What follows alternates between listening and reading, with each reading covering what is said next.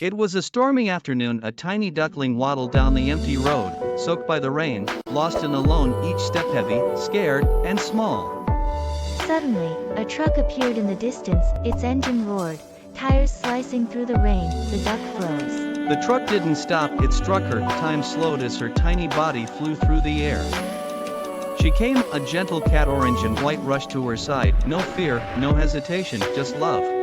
She leaned down and carefully wiped the blood from the duck's head, her paws trembling, her eyes filled with worry. With no time to waste, the cat lifted the duck onto her back and ran through the pouring rain, through the dark streets, blood still dripping as she rushed for help. At the animal hospital, a kind doctor gently cleaned the duck's wound, wrapped her head, and turned to the cat with a quiet smile. She handed her a small prescription. Hope had returned. Days passed, and then she opened her eyes. She was okay. Outside the hospital, under soft sunlight, the duck turned to the cat, her eyes wet, but full of gratitude. She reached forward, hugged her tightly, and whispered without words, "Thank you for saving me." The cat nodded softly. No need to say anything, their bond said it all.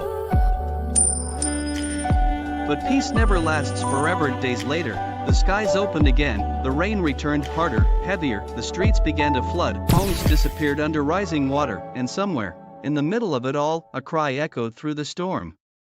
It was her, the cat, trapped, fighting the current, calling out help, please. Her paws thrashed, but the water was too deep, too fast, she was slipping away.